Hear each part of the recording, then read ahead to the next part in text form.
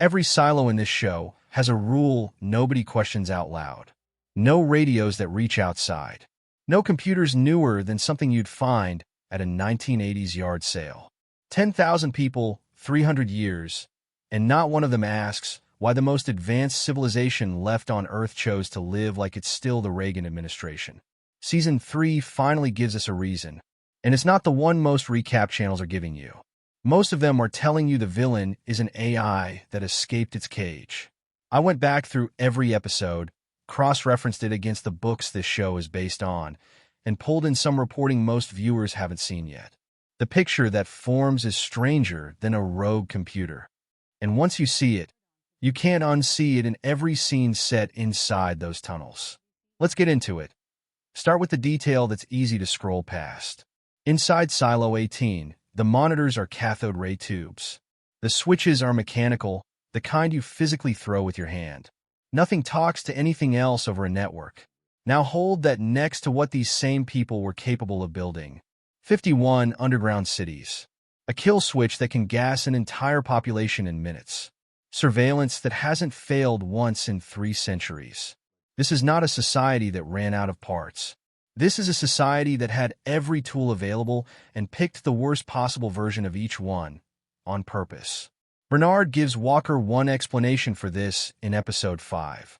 The radios are tuned so Silo 18 can never talk to any other silo.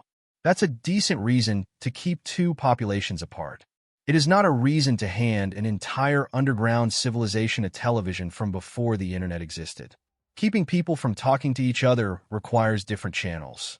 It does not require throwing away 40 years of technological progress. Something else is going on, and the show hands you the answer 50,000 feet in the air, 300 years before Bernard ever opens his mouth. Charlotte Keene is a Navy pilot, and her mission is officially a retaliation strike after a dirty bomb goes off on American soil. That's the story the public gets. It falls apart the second you look at the actual details of her flight. Every other carrier involved that night sends out 20 to 30 sorties. The Nimitz sends one, with 4 aircraft. Those 4 jets have their modern communications gear physically ripped out and replaced with analog radios from decades earlier. They're loaded with bunker busters, weapons built for exactly one purpose: caving in something buried deep underground. Senator Thurman later tells Daniel the truth outright. Charlotte's squadron was never near the targets shown on the news. They were sent into the mountains, toward a facility nobody in the public was told about. Then at 50,000 feet, something that shouldn't exist at that altitude shows up. A dark mass that behaves nothing like a storm cloud, because weather doesn't form that high. What comes out of it is a black, oily substance that spreads across Charlotte's cockpit like it's making a decision. It kills the electronics on jet after jet around her. She's the only pilot who survives, and she wakes up in a hospital bed unable to recognize her own brother. Here's where reporting outside the show fills in a gap nobody in the story is willing to say out loud. The books this series comes from, Hugh Howey's original Silo trilogy, describe research from a real-sounding organization called the Center for Automation in Nanobiotech, developing machines smaller than a human cell, capable of repairing tissue, diagnosing illness, and self-replicating without human input. In that version of the story, the black substance isn't smoke, and it isn't a traditional weapon. It's a swarm. Machines too small to see individually, dense enough in large numbers to look like liquid, and coordinated enough to strip an aircraft's systems apart from the inside in seconds. That single detail changes how you should read everything that follows. Episode 5 drops the phrase that's driving most of the online theories right now. Daniel tells Helen Drew that his contact inside the Pentagon found evidence an artificial intelligence had gotten loose from whoever was controlling it. Minutes later, in the same conversation, the van they're riding in takes over its own steering and drives them somewhere they never chose to go. That's not a subtle piece of writing. Something demonstrated the ability to seize a vehicle from a distance, at the exact moment 2 people got close to the truth about that mission. It's easy to look at that and the cockpit scene and assume they're the same threat. But line those 2 scenes up against the nanotech detail from the books, and a different reading opens up. A swarm of self-replicating machines doesn't need to be intelligent on its own to be dangerous. It needs a controller, Something has to coordinate billions of individual units toward a single goal, decide which systems to target, and adjust when the first attempt doesn't fully succeed. That's a job for software, which means the AI that escaped its controls and the black cloud that killed Charlotte's squadron may not be the same object at all. One could be the weapon, the other could be what's steering it. A rogue intelligence that got loose from human oversight and kept the nanotech swarm as a tool, rather than being the swarm itself. It would also explain something that's been bothering long-time viewers since Season 1. The voice inside the silo's server room, the one running population resets and memory protocols, is consistently referred to as the algorithm, not as a person, and not as a simple automated system either. Software old enough and independent enough to have outlived every human who built it. If that's the same intelligence that got loose the night Charlotte's plane went down, the entity running Silo 18 today isn't managing a bunker. It's managing the aftermath of its own escape. One person connects nearly every strand of this mystery, and the show wants you to notice him. Pursey Stenson is introduced as a billionaire, and specifically as the world's leading public advocate for controlling artificial intelligence before it gets out of hand.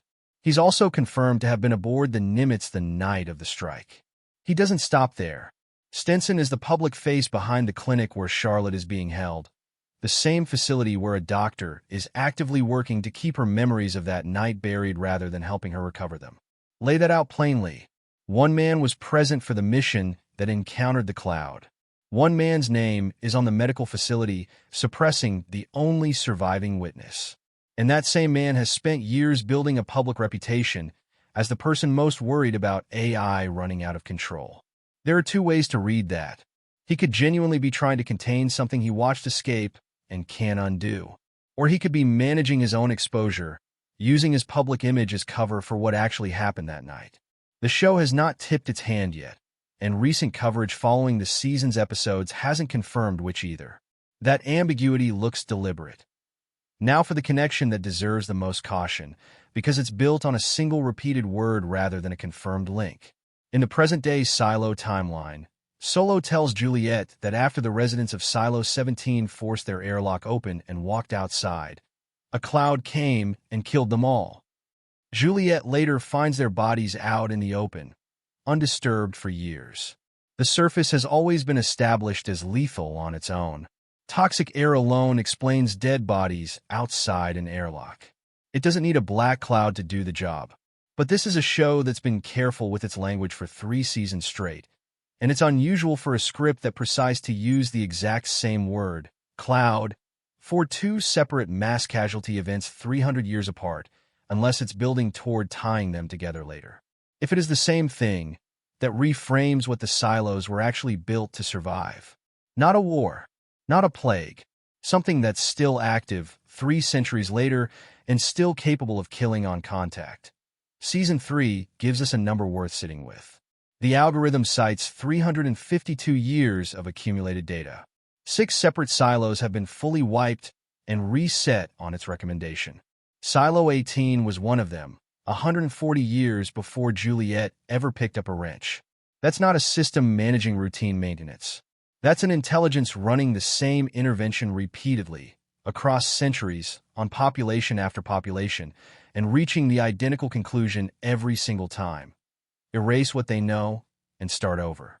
Combine that pattern with an artificial intelligence that got loose from human control the same year civilization ended, and a vehicle that can override its own passengers' choices from miles away, and the algorithm stops sounding like a piece of infrastructure the founders built to run their bunkers.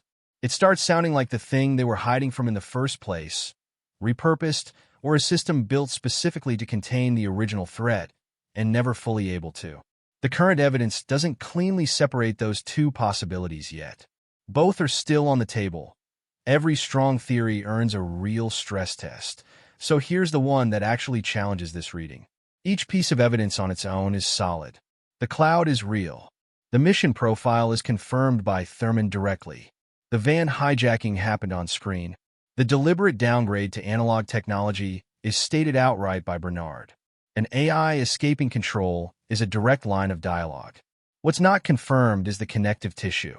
The show has never explicitly said the black substance is nanotechnology, or that it's connected to an AI at all.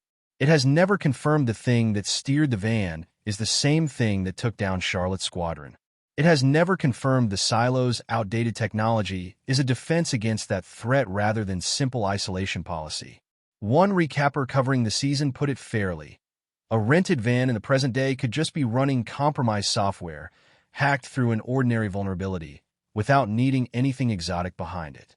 That's a reasonable read. But even the cautious version still means something with real reach into physical infrastructure chose exactly when Daniel and Helen changed direction, at the exact moment they got close to the truth. The coincidence is hard to fully explain away. A theory built from 5 confirmed facts is only as strong as the lines connecting them. And right now, viewers are the ones drawing most of those lines, not the show itself. That here's why. Even with those gaps, this explanation keeps winning out over the alternatives. A purely political conspiracy accounts for the false flag and the cover-up, but it has no answer for a substance that can strip an aircraft's systems at 50,000 feet. Read it as a straightforward environmental disaster, and the uninhabitable surface makes sense, but a van steering itself becomes something you can't explain at all. Only a threat that's both physical and coordinated covers everything at once.